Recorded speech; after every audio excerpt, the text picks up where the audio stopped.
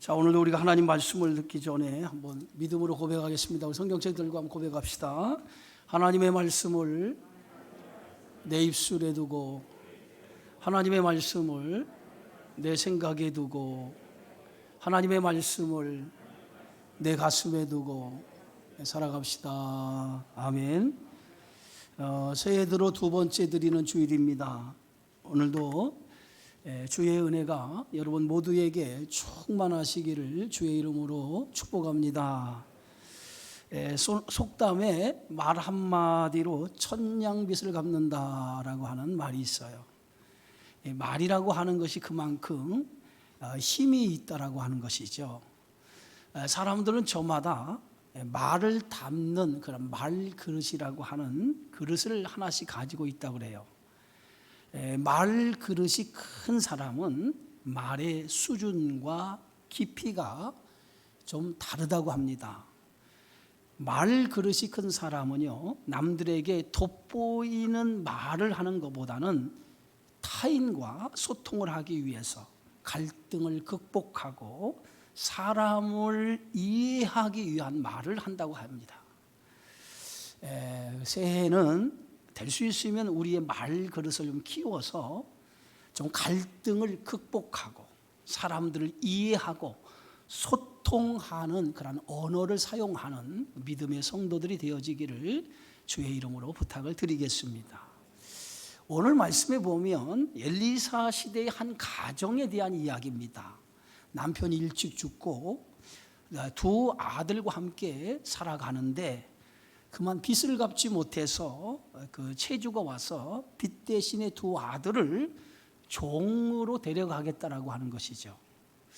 이 여인의 남편을 오늘 선지자의 제자라고 이렇게 소개하고 있어요. 어찌 보면 엘리사의 제자 중에 한 사람이었던 것으로 우리가 추측할 수 있어요. 그런데 그만 그 남편이 일찍 죽게 된 거예요. 그런데 그 엘리사의 제자인 이 남편은 하나님을 잘 경외했다라고 성경은 말하고 있어요. 그런데 어떤 이유로 인해서 이 남편이 죽었는지는 성경에 소개되고 있지 않지만은 어쨌든 남편이 죽었어요. 그리고 이 아내는 두 아들을 혼자 키우면서 살아가게 되어진 거예요. 두 아들을 혼자 키우며 살아간다라고 하는 것이 쉽지 않을 거예요. 당시 이 시대는 아방이 죽은 다음의 시대이기 때문에 어떻게 보면 아방 시대는 이스라엘 나라의 영적으로 가장 혼탁하고 타락한 시대고요. 아방의 영적으로 혼탁하고 타락한 것 때문에 하나님께서 그 시대에 3년 6개월이라고 하는 이스라엘 전역에 비도 이슬도 내리지 아니하는 그런 하나님의 심판을 당한 그런 시대였어요. 그러니까 말이 3년 6개월이지 3년 6개월 동안 비도 이슬도 내리지 않았다고 생각해 보세요. 온 대지가 마르고 대지가 마르다 보니까 모든 그러한 생산되어지는 모든 곡식이 다 마른 거예요. 심지어 가축까지 다 비틀어서 죽어갈 수밖에 없는 그러한 경제적인 궁핍이 찾아오는 시대였어요.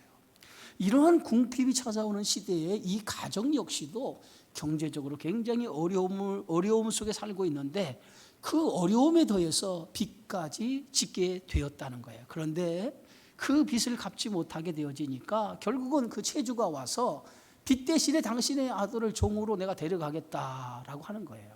이것은 율법에서 빚을 갚지 못하면 아들을 종으로 가정의 그 자녀들을 종으로 삼을 수 있다라고 하는 율법의 그러한 근거가 있거든요. 자, 이렇게 경제적으로 굉장히 어려움을 당하고 있었을 때에 이 선지자 생도의 아내가 이제 엘리사를 찾아오죠. 오늘 성경 말씀 1절에 보니까 선지자의 제자들의 아내 중에 한 여인이 엘리사에게 부르짖어 이르되 당신의 종 나의 남편이 이미 죽었는데 당신의 종이 여호와를 경외한 줄을 당신이 아시는 바니이다. 이제 빚준 사람이 와서 나의 두 아이를 데려가 그의 종을 삼고자 하나이다 라고 이렇게 지금 엘리사를 찾아와서 자신의 절박하고 어려운 상황에 대해서 지금 엘리사에게 고하게 되어졌던 것을 봅니다. 여러분, 엘리사를 이 생도의 아내가 찾아왔다라고 하는 것은 자신의 문제를 해결할 수 있는 분이 엘리사였다라고 하는 거예요. 자, 그렇다면 엘리사라고 하는 사람은 누굽니까? 엘리사는 그 시대의 하나님의 선지자였어요. 하나님의 선지자라고 하는 것은 하나님을 대리하는 대리자였다라고 하는 거죠.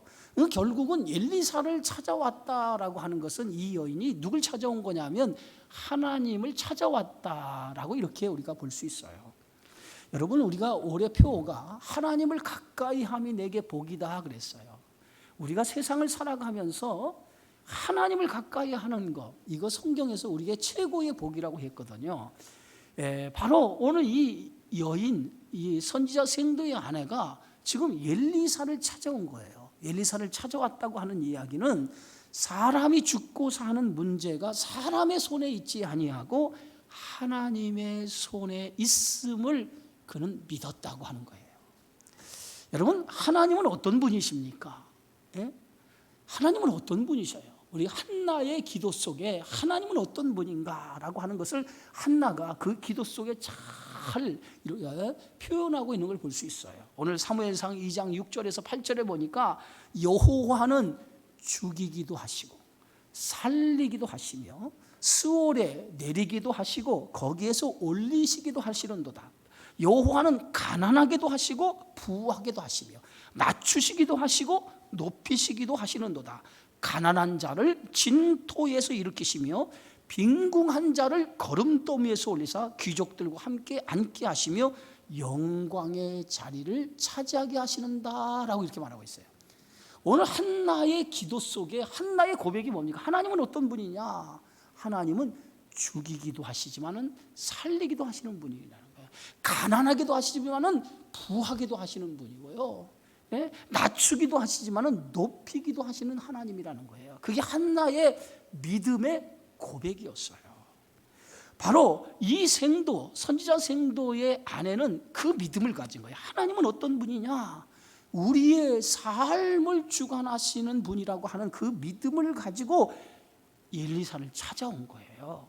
엘리사를 찾아와서 이 문제는 오직 하나님만이 해결할 수 있습니다라고 하는 그런 간절한 마음을 가지고 엘리사 앞에 자신의 문제를 내려놓게 되어졌다는 거예요. 여러분, 믿음이라고 하는 게 뭐냐면 믿음은 하나님을 찾는 거예요. 하나님을 찾는 게 믿음이에요. 어떤 상황에서도 나의 모든 삶을 하나님이 이끌어 주실 것이다 라고 하는 확신을 가지고 하나님을 찾는 것, 그것이 믿음이라고 하는 거예요. 여러분, 다윗이 소년 시절에 이 블레셋의 장수인 골리앗과 싸우게 되어질 때에 다윗이 이렇게 얘기합니다.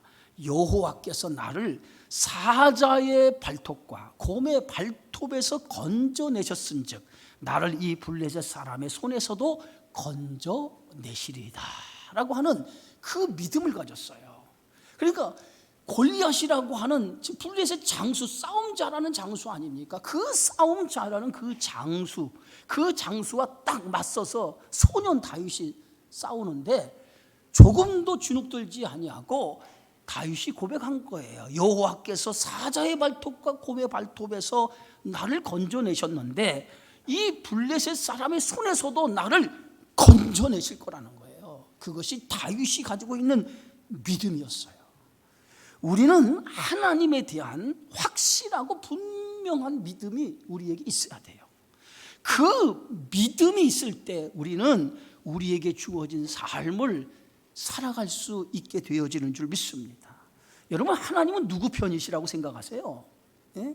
하나님은 그를 사랑하는 자, 그 뜻대로 부르심을 입은 자들이 하나님이라는 거예요. 그 말은 하나님을 사랑하는 자, 그 뜻대로 부르심을 입은 자들의 하나님이라고 하는 말은 우리가 하나님의 부름을 받은 자녀라는 거예요. 하나님의 자녀, 그 뜻대로 부르심을 입은 하나님의 자녀가 된 순간부터 우리는 그의 백성이 된 거예요. 그분의 소유가 된 거예요. 그분의 백성, 그분의 소유가 되었다라고 하는 것은 이제 나의 하나님이 되셨다라고 하는 거예요. 믿으십니까? 하나님이 나의 하나님이 되신 거예요. 나의 하나님. 그럼 하나님이 나의 하나님이 되셨다라고 하는 것은 이제부터 하나님이 내 인생을 책임지시는 분이라고 하는 뜻이 되어지는 줄 믿습니다. 그래서 하나님이 나의 하나님이 되었다라고 하는 것은 엄청난 축복인 거예요. 그래서 오늘 이사야 43장에 이사야 선지자가 이렇게 얘기합니다. 야곱아, 너를 창조하신 여호와께서 지금 말씀하시느니라. 이스라엘아, 너를 지으신 이가 말씀하시느니라. 너는 두려워하지 말라. 내가 너를 구속하였고 내가 너를 지명하여 불렀나니 너는 내 것이라. 내가 물 가운데 지날 때에 물이 너를 침몰하지 못할 것이며 내가 불 가운데 지날 때에 불꽃이 너를 사르지 못하리니 대저 나는 여호와 내 하나님이요 이스라엘의 거룩한 이요 내 구원자임이라. 예, 여러분, 하나님이 어떤 하나님이에요? 나의 하나님이라는 거예요. 나의 하나님이 되시는 그분이 내가 이 세상을 살아갈 때 때로는 물 가운데 지날 때도 있을 거예요. 때로는 불꽃 가운데 지날 때도 있어요. 그러나 물 가운데 지나도 우리를 침몰하지 않게 하시고 불 가운데 지날 때도 불꽃이 우리를 사르지 못하도록 하나님께서 우리를 지켜주신다는 거예요. 엘리사는 오늘 이 여인이 자신의 문제를 안고 엘리사에게 찾아왔을 때에 엘리사는 이 여인의 부르짖음에 이렇게 얘기하죠. 오늘 4장 2절에 보니까 내가 너를 위해 어떻게 해주면 좋겠느냐, 내가 너에게 어떻게 하랴. 이 말은 내가 너에게 어떻게 해주면 좋겠느냐라고 그렇게 엘리사가 그 여인에게 얘기하죠. 여러분, 하나님은 우리의 부르짖음, 우리가 부르짖는 그 부르짖음에 결코 외면하시는 하나님이 아니에요. 하나님은 반드시 우리가 부르짖으면 그 부르짖음에 응답하시는 분이 되어지는 줄 믿으시기 바랍니다. 그래서 예레미야 33장에 보면 이를 행하시는 여호와, 그것을 만들며 성취하는 여호와, 그의 이름을 여호와라 하는 이가 이같이 말하느냐. 너는 내게 부르짖으라.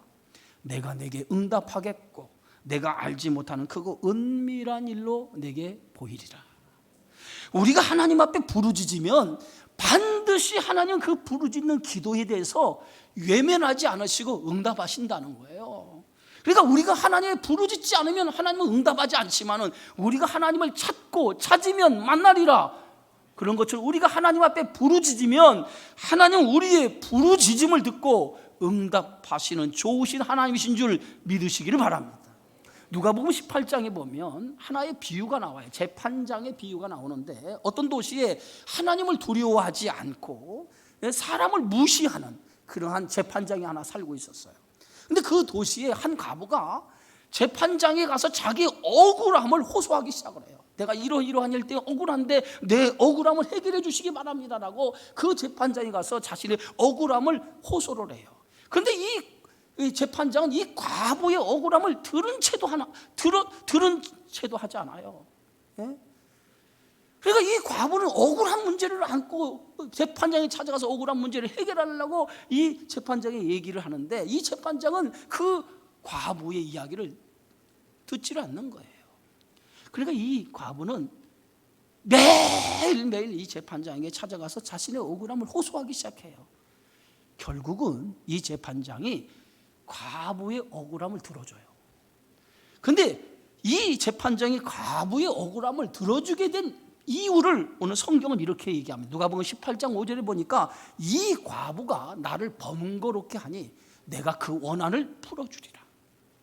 매일매일 이 과부가 그 재판장을 번거롭게 했다는 거예요. 그러니까 번거롭게 한 건데 더 이상 내가 이 과부에게 시달림을 받지 않아야겠다는 생각에 그 과부의 억울함을 풀어주었다는 거예요. 그런데 성경은 누가복음 18장 7절에 이렇게 얘기합니다. 하물며 하나님께서 그 밤낮 부르짖는 택하신 자들의 원한을 풀어주지 아니하겠느냐. 예? 이렇게 재판장도 과부가 매일 찾아가서 번거롭게 하면 그의 원한을 풀어주는데 하물며 우리 하나님께서 밤낮 부르짖는 성도의 기도를 들어주지 않겠느냐? 들어주지 않을 수 없다는 거예요. 만약 이 여인이 엘리사를 찾아서 부르짖지 않았다면 엘리사로부터 내가 너를 위해서 어떻게 해주면 좋겠느냐? 그런 응답을 받지 못했을 거예요. 그가 엘리사를 찾아와서 자신의 문제를 내어놓았으니까 엘리사로부터 응답을 받은 거 아니에요. 내가 너를 위해서 어떻게 해주면 좋겠느냐라고 하는 그런 응답을 받은 거 아니겠습니까? 여러분, 평안한 삶을 살기 원하십니까? 예? 평안한 삶을 살기 원하세요? 그렇다면 여러분, 우리가 하나님 앞에 기도해야 돼요. 기도는 하늘나라의 보화를 쌓아놓는 것과 같은 거예요. 그래서 기도를 쌓아놓으면 그 쌓은 기도는 반드시 그 기도가 열매를 맺을 때가 있다고 하는 것을 여러분 믿으시기 바랍니다. 엘리사는 그 여인에게 물어요. 오늘 2절에 보니까 내 집에 무엇이 있는지 내게 말하라. 내 집에 지금 무엇이 있는지 나에게 고하라. 이렇게 얘기하는 거예요. 엘리사의 그 물음 앞에 이 선지자 생도의 아내가 이렇게 대답합니다. 계집종의 집에는 기름 한 그릇 외에 아무것도 없나이다. 여러분, 이 엘리사가 너희 집에 무엇이 있는지 나에게 고하라 그러니까 이 여인이 그 엘리사의 그 물음 앞에 우리 집에는 한 그릇의 기름밖에 없습니다 라고 얘기해요. 여러분, 한 그릇의 기름밖에 없다라고 하는 것은 이 가정이 얼마나 지금 이 시대에 가난하고 빈궁한 삶을 살고 있는지, 시대적인 상황 속에서 이 가정의 그러한 경제적인 어려움을 오늘 성경은 이렇게 말씀하고 있어요. 기름 한 그릇 외에 아무것도 없다라고 하는 것은 한 병의 기름밖에 없습니다라고 하는 거예요. 한 병의 기름밖에 없다는 거예요. 예? 여러분, 한 병의 기름밖에 없는, 아무것도 없이 한 병의 기름밖에 없는, 이것이 이 가정의 전 재산이었어요. 예? 그런데 이 여인이 가지고 있는 한 병의 기름은 무슨 기름입니까? 올리브 기름이에요. 올리브 기름. 예? 보통 이스라엘에는요 올리브 기름을 식용으로 많이 사용을 했거든요. 예? 그래서 올리브 기름을 짤 때 올리브를 따서 즙 짜는 틀에 넣고 무거운 줄을 매달아서 그 줄을 이용해서 즙을 짜기 시작해요. 그래서 맨 처음 짜는 그 기름이 최상의 올리브 기름이라고 합니다. 그래서 최상의 올리브 기름은 어디에 쓰냐면 그 용도가 성전의 등대 불을 밝히는 데 사용한다고 해요. 최상의 기름. 그리고 두 번째, 처음 짜고 나면 두 번째 더 무거운 줄을 달아서 그 다음에 올리브 기름을 또 짠다는 거예요. 두 번째 기름을 짜는 그 기름은 어디에 쓰냐면 두 번째 짜서 나오는 그 기름을 식용으로 먹는 기름으로 사용한다고 합니다. 그리고 세 번째, 그 다음에 또 그 기름을 짜는데 세 번째 기름 나오는 그 기름을 가지고 등잔, 집집마다 불을 밝히는 등잔에 불을 밝히는 그 기름으로 사용한다고 해요. 그리고 마지막으로 짜서, 마지막까지 짜서 나오는 그 기름을 가지고 비누를 만든다는 거예요. 그래서 올리브 기름은요 하나도 낭비되는 것이 없이 다 기름이 쓰여지는 용도가 다 있다는 거예요. 그런데 이 올리브 이 나무가 있으면 그 집은 굉장히 그 올리브 기름을 짜서 부유한 삶을 살아갈 수 있어요. 그 중요한 재산이거든요. 그런데 한 병의 기름밖에 없다라고 하는 것은 이 가정에 정말 궁핍한 삶을 오늘 이 가정의 형편을 이렇게 말하고 있는 거예요. 엘리사는 선지자 생도의 아내에게 이렇게 얘기하죠. 밖에 나가서 모든 이웃에게 그릇을 빌려오라 그렇게 얘기합니다. 밖에 나가서 이웃에게 그릇을 빌려오라는 거예요. 그런데 하나의 단서를 붙이죠 엘리사가. 조금 빌지 말고, 그릇을 빌려오는데, 나가서 이웃에게 그릇을 빌려오는데 조금 그릇을 빌지 말라는 거예요. 예? 오늘 열왕기하 4장 3절에 보니까 이르되 너는 밖에 나가서 모든 이웃에게 그릇을 빌리라. 빈 그릇을 빌리되 조금 빌리지 말라. 예? 빈 그릇을 빌리는데 조금 빌리지 말고. 당시 올리브 농사를 짓는 가정에는요 올리브를 담는 그릇이 있다는 거예요. 올리브 농사를 짓는 집집마다 올리브를 따서 담는 그릇들이 집집마다 그 그릇이 있다는 거예요. 그런데 오늘 이 엘리사가 오늘 이 선지자 생도의 아내가 집집마다 가서 그 그릇을 빌려오라는 거예요. 그 그릇을, 조그만 그릇이 아니에요. 그 큰 그릇을, 올리브를 담는 그 그릇을 빌려오라는 거예요. 그런데 조건이 뭐예요? 조금 빌지 말고 뭐 그릇 몇 개를 빌려오라 이런 얘기하지 않고 조금 빌지 말고 라고 이렇게 얘기하고 있어요. 여러분, 조금 빌지 말고, 그 말의 뜻이 뭡니까? 이 여인에게 첫 번째 과제가 뭐냐면 그릇을 빌려오는 거예요. 그릇을 빌려오는 거예요. 그런데 그릇을 오는데 얼마를 빌려오느냐? 그것은 이 여인에게 달려있는 거예요. 그릇이 뭡니까? 믿음이라는 거예요. 그 여인의 믿음이라는 거예요. 지금 엘리사는 이 가정의 위기를 만나서 엘리사를 찾아온 이 여인에게 먼저 이 여인에게 믿음을 요구한 거예요. 내가 그릇을 빌려오는데 조금 빌려오지 말라라고 하는 것은 이 여인의 믿음을 지금 테스트해 보는 거예요. 하나님은 어떤 분입니까? 우리의 믿음대로 역사하는 분이에요. 예수님과 제자들이 바다 건너편으로 건너가고 있었어요. 그런데 갑자기 광풍이 막 불기 시작하더니 파도가 거칠게 일어나요. 그러면서 예수님과 제자들이 탄 배에 물이 가득하게 고이기 시작합니다. 그러니까 물이 배 안에 가득하게 고이니까 배가 곧 침몰 직전에 이르게 되어져요. 그러니까 제자들이 막 혼비백산이 돼가지고 예수님이 그때 배 고물에서 주무시고 계신데 예수님을 막 흔들어 깨우는 거예요. 예수님을 깨우면서 주여, 우리가 죽겠나이다. 우리를 구원하여 주옵소서라고 예수님 흔들어 깨우면서 예수님 앞에 그렇게 얘기하는 거죠. 예수님이 고물에서 일어나시더니 제자들을 향해 이렇게 말씀해요. 어찌하여 무서워하느냐, 믿음이 작은 자들아. 어찌하여 무서워하느냐, 믿음이 작은 자들아 하시면서 곧 일어나서 바람과 바다를 꾸짖기 시작합니다. 그 순간에 한순간에 그 바람이 멈추기 시작하고 바다가 잔잔해진 거예요. 왜 예수님께서 제자들에게 어찌하여 무서워하느냐, 믿음이 작은 자들아 라고 이렇게 말씀하셨습니까? 지금 제자들은 예수님과 동행하면서 많은 기적과 이적을 직접 자신의 눈으로 체험한 사람들, 귀신을 고치고 병든 자를 고치고 오병이어의 기적을 행하시는 많은 역사들을 제자들이 목격을 했거든요. 그런데도 불구하고 지금 배에 탄 분이 전능하신 하나님이신 것을 그들은 아직도 깨닫지 못했다는 거예요. 그런 제자들에게 어찌하여 무서워하느냐, 왜 믿음이 없냐, 배 안에 탄 분이 누구냐라고 하는, 너희가 그 분이 전능한 하나님인 것을 모르느냐라고 하는 그런 책망의 말씀인 것을 볼 수 있어요. 성도가 세상을 살아가는 힘은 믿음이에요. 믿음. 뭐 다른 거 아닙니다. 우리가 예수 믿는 성도는 세상을 살아가는 힘은 믿음이에요. 우리가 성경에 보면 세상을 이기는 힘은 곧 이것이니 믿음이니라, 성경이 말씀하고 있지 않습니까? 우리 성도가 세상을 살아가는 힘은 믿음이 세상을 이긴다는 거예요. 엘리사 선지자의 생도의 아내에게 오늘 엘리사는 딱 하나 요구하는 거예요. 믿음, 내 믿음을 보이라는 거예요. 내 믿음을 보이라. 내가 지금 어떤 믿음을 가지고 있는가, 그것을 지금 엘리사는 그 선지자 생도의 아내에게 요구하는 거예요. 여러분, 우리가 하나님 앞에 보일 것은 다른 거 없어요. 믿음을 보이시기 바랍니다. 하나님 앞에 믿음을 보이세요. 하나님은 믿음을 통해서 우리의 삶을 역사하시는 분이에요. 그러니까 우리가 다른 거 보이려고 하지 말고 이 한 해를 살아가면서 하나님의 믿음의 모습을 하나님 앞에 보이기를 힘쓰시기를 주의 이름으로 축원합니다. 다윗이 골리앗과 싸울 때 조금도 두려워하지 않은 이유가 어디 있어요? 하나님에 대한 믿음. 이 믿음이 그에게 있었어요. 자신과 함께 하나님은 싸우신다라고 하는 그 믿음이 있었어요. 그래서 사무엘상 17장에 보면 여호와의 구원하심이 칼과 창에 있지 아니함을 이 무리에게 알게 하리라.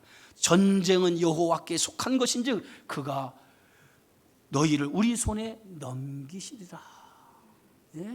전쟁의 승패가 창과 칼에 있지 않다는 거예요. 어디에 있어요? 하나님의 손에 있다는 거예요. 하나님이 붙드시면 이 블레셋 장수도 이길 수 있다는 거예요. 어떤 강한 민족도, 어떤 강한 자와 싸워도 승리할 수 있다는 거예요. 이게 믿음이에요. 여러분, 어떤 상황, 어떤 환경이 중요한 것이 아닙니다. 뭐가 중요하냐면 어떤 상황, 어떤 환경이 중요한 것이 아니라 내게 믿음이 있느냐는 거예요. 하나님에 대한 확실한 믿음이 나에게 세워져 있느냐, 그게 중요한 거예요. 믿음은 환경을 뛰어넘기 때문에요. 할렐루야. 믿음은 환경을 뛰어넘어요. 그래서 오늘 엘리사 선지자는 이 선지자 생도의 아내에게 이렇게 말합니다. 조금 빌지 말고 이 말을 듣고 이 여인이 얼마나 그릇을 빌려왔는지는 성경에 기록되지 않아요. 다만 엘리사가 조금 빌지 말고라고 하는 단서를 붙여서 이 여인은 엘리사의 말대로 그릇을 빌려왔을 거예요. 그러나 얼마를 빌려왔는지는 몰라요. 그러나 결론을 우리가 보면 그 여인의 믿음대로 역사했다는 거예요. 그 여인의 믿음대로 그릇을 빌려온 대로 역사했다는 거예요. 자, 열왕기하 4장 4절에 보니까 오늘 엘리사는 이렇게 말하죠. 너는 내 두 아들과 함께 들어가서 문을 닫고 그 모든 그릇에 기름을 부어서 차는 대로 옮겨 놓으라. 오늘 이 여인이 나가서 그릇을 빌려왔어요. 얼마나 빌려왔는지는 알지 못해. 그러나 엘리사가 조금 빌지 말고 했으니까 아마 저가 정말 엘리사의 말대로 그릇을 빌려왔을 거예요. 이제 그릇을 다 빌려오니까 엘리사가 그 여인에게 이렇게 얘기합니다. 문을 닫고 이제 들어가서 내 아들과 이 기름을, 한 병의 기름을 가지고 그릇에 옮겨 놓으라고 이렇게 얘기하고 있어요. 여러분, 한 병의 기름밖에 없었는데 그 한 병의 기름을 그릇마다 옮겨 부으라는 거예요. 또 한 번 엘리사는 그 여인에게 그 믿음을 시험하고 있어요. 처음에는 조금 빌려오지 말라. 그리고 이번에는 그릇마다 내가 가지고 있는 이 기름을 부어 옮기라고 하는 거예요. 네? 여러분, 한 병의 기름밖에 없는데 무슨 다른 그릇에다 옮길 만한 기름이 어디 있습니까? 그런데 엘리사는 그 빌려온 그릇에다가 기름을 옮겨 부으라는 거거든요. 믿음이 뭐예요? 믿음은 행함인 거예요. 행하는 거예요. 여러분, 행할 때 기적이 나타나는 거지, 아무리 여러분들이 하나님의 말씀을 믿고 그 말씀을 행함으로 옮기지 않으면 그 하나님의 말씀은 죽은 말씀이 되는 거예요. 하나님의 말씀이 언제 살아있는 말씀으로 움직이냐면 우리가 그 말씀을 듣고 믿음으로 행할 때에 30배, 60배, 100배의 결실을 맺는 거예요. 하나님의 말씀을 듣고도 그것을 내 삶으로 움직이지 않으면, 내 삶으로 행함으로 옮기지 않으면 그 말씀은 죽은 믿음이 되는 거예요. 그래서 히브리서에 보니까 하나님의 말씀은 살았고 운동력이 있어. 그렇죠? 하나님 말씀은 살아있는 말씀이라는 거죠. 그러니까 하나님의 말씀을 듣고 그 말씀대로 우리가 어떻게 해야 돼요? 살아야 되는 거예요. 살아요. 그래서 야고보 기자는 행함이 없는 믿음은 뭐예요? 죽은 믿음이라고 했어요. 죽은 믿음. 할렐루야. 행함이 없는 믿음은 죽은 거예요. 죽은 거. 그러니까 이 여인이 아무리 엘리사가 말을 해도 그 말씀대로 행하지 않았다면 하나님의 기적은 이 가정에 일어나지 않아요. 그런데 그릇을 빌려오라니까 그릇을 빌려왔어요. 조금 빌지 말라니까 얼마나 빌려왔는지는 모르지만 그릇을 빌려왔어요. 이제는 두 번째는 뭐예요? 그 한 병의 기름을 그릇에 옮겨 부으라는 거예요. 여러분, 난공불락과 같은 여리고성이 무너졌을 때에 그 무너진 배경이 어디에 있어요? 이미 12명의 정탐꾼들이 가데스 바네아에서 40일 동안 여리고성, 그 가나안 땅을 탐지하고 돌아와서 그들이 백성들 앞에 보고할 때 그 보고가 뭡니까? 우리는 그 땅을 차지할 수 없습니다. 그리고 그들이 살고 있는 성읍은 얼마나 견고한지 우리가 그 성읍을 무너뜨릴 수 없습니다. 이것이 40일 동안 저들이 들어가서 살아야 할 가나안 땅을 정탐하고 돌아와서 온 백성들 앞에 보고한 내용이었어요.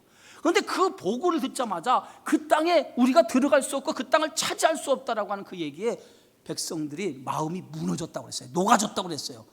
그 녹아지는 순간 그들의 마음에 뭐가 오기 시작해요? 순간 불평과 원망이 시작됐어요.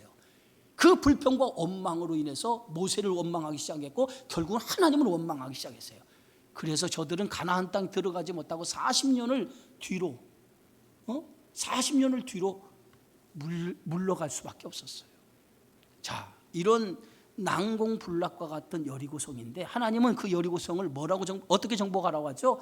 매일 하루에 한 바퀴씩 한 번씩 돌라는, 성 주위를 돌라는 거예요. 그리고 그걸 6일 동안 성을 매일 돌으라는 거예요. 6일 동안. 그리고 제7일째 되는 날 7번 성 주위를 돌고 신호에 맞춰서 일제히 함성을 지르면 그 성이 무너질 거라는 거예요. 여러분, 난공불락과 같은 그 견고한 성읍이 매일 한 번씩 돌고 제7일째 7번 돌고 소리를 지르면 그 성이 무너질 수 있습니까? 무너질 수 있냐고요. 그런데 오늘 성경의 말씀에 보면 믿음은 우리의 생각을 넘어서야 된다는 거예요. 우리의 생각을 뛰어넘어야 된다는 거예요. 그래서 항상 믿음이라고 할 때 그 믿음은 내 생각의 관점에서 생각하는 건 믿음이 아니에요. 믿음은 언제나 내 관점에서 생각하는 것이 아니라 하나님의 관점에서 생각하는 게 믿음이에요. 그러니까 포커스가 다른 거예요. 내 관점에서 바라보고 생각하는 건 믿음이 아니에요.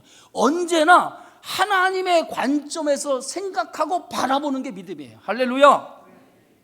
내 관점에서 바라보는 건 믿음이 아니에요. 하나님의 관점에서 생각하고 바라보는 게 믿음이란 말이에요.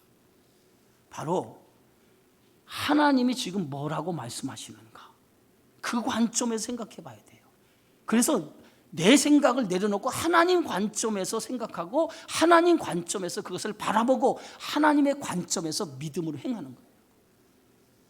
그것이 순종이라는 거예요. 그게 순종이에요. 믿음의 순종이라는 거예요. 내 상식에 맞지 않아도 하나님 관점에서 생각하면 그것을 받아들여야 된다는 거예요. 엘리사는 생도의 아내에게 지금 뭘 요구하냐면 너 네 생각을 내려놓고 하나님 관점에서 생각해봐. 하나님의 관점에서 생각해봐 라고 하는 것이 오늘 이 여인에게 주신 말씀이었어요. 자, 이 여인이 이제는 한 병의 기름을 가지고 하나님 관점에서 이제 빌려온 그릇에 기름을 부어야 돼요. 자, 오늘 성경 말씀 보니까 열왕기하 4장 5절에 여인이 물러가서 그의 두 아들과 함께 문을 닫은 후에 그들은 그릇을 그에게로 가져오고 그는 부었더니, 그들이 누굽니까? 그의 두 아들과 이 선지자 생도의 아내가 그릇 빌려온 그릇에게 빌려오신 그릇 그 그릇에 기름을 붓기 시작했다는 거예요. 한 병의 기름이에요. 이 그릇에 한 병의 기름 부어봤자 얼마나 채우겠어요. 그런데 오늘 말씀에 보면 한 병의 기름을 붓기 시작한 거예요. 믿음이 행함으로 지금 나타나기 시작한 거예요. 예수님께서 가나 혼인잔치라고 하는 곳에 초대를 받아가요. 그런데 그만 그 잔치집에 포도주가 떨어져 버렸어요. 중동 지방의 결혼식이에요. 포도주는 대단히 중요한 음료예요. 포도주가 상징하는 게 뭐냐면 기쁨이에요. 기쁨. 잔치집에는 기쁨이 사라지면 잔치집은 더 이상 잔치집이 아닌 거예요. 그런데 포도주가 떨어진 거예요. 예? 기쁨을 상징하는 포도주가 떨어진 거예요. 가장 중요한 음료가 떨어진 거예요. 잔치집에 위기가 찾아온 거예요. 이때 예수님의 어머니가 포도주가 떨어진 사실을 알고 예수님께 사람을 보내요. 하인들을 보내면서 예수님이 무슨 말을 하든지 너희가 그대로 시키는 대로 하라고 얘기를 하면서 그 하인들을 예수님 앞에 보내요. 그랬더니 하인들이 예수님 앞에 오니까 예수님 뭐라고 했냐면 그 집안에 두세 통 드는 항아리, 항아리가 큰 항아리가 6개 놓여 있었어요. 예수님이 그 하인들에게 이렇게 얘기합니다. 저 항아리에다가 물을 떠다가 물을 가득 채우라는 거예요. 항아리마다 물을 가득 채우라는 거예요. 그러니까 하인들이 예수님이 시키는 대로 우물에 가서 물을 뜨다가 그 항아리의 입구까지 물을 가득 채우기 시작했어요. 가지고 6 항아리가 다 물이 채워졌어요. 채워졌다고 얘기하니까 예수님 뭐라고 하냐? 이제는 그 물을 떠라. 그 물을 떠서 잔치석상 연회에 있는 사람들에게 그 물을 떠서 갖다 주라는 거예요. 하인들은 예수님이 시키는 대로 물을 떠서 그 잔치하는 그 사람들에게 그 물을 떠서 갖다 줬어요. 갖다 줬더니 사람들의 반응이 놀라운 반응이 나타난 거예요. 분명히 뭘 떠서 갖다 줬습니까? 물을 떠서 갖다 줬어요. 물을 떠서. 그런데 오늘 사람들이 뭐라고 얘기하냐면 어떻게 이전보다 더 좋은 포도주를 내었느냐? 어떻게 더 좋은 포도주를 우리에게 내었느냐라고 하인들을 칭찬하였다는 거예요. 그럼 뭐예요? 하인들은 예수님이 시키는 대로 한 것밖에 없는데 그 물이 뭐가 됐어요? 포도주가 된 거예요. 여러분, 물이 변하여 포도주가 되었다. 이 포도주가 된 이 역사는 하인들이 예수님의 말씀에 순종을 통해서 기적이 일어난 거예요. 생도의 아내는 엘리사의 말대로 이제 빌려온 그릇에 기름을 붓기 시작합니다. 기름을 붓기 시작해요. 그런데 한 병밖에 없는 그 기름이 그릇에 붓기 시작하는데 놀라운 것은 그릇마다 기름이 채워지기 시작했다는 거예요. 그릇마다 기름이 채워지는데 그 빌려온 그릇에 기름이 다 채워지는 순간에 기름이 딱 하고 그친 거예요. 예? 그릇이 더 이상 없는 거예요.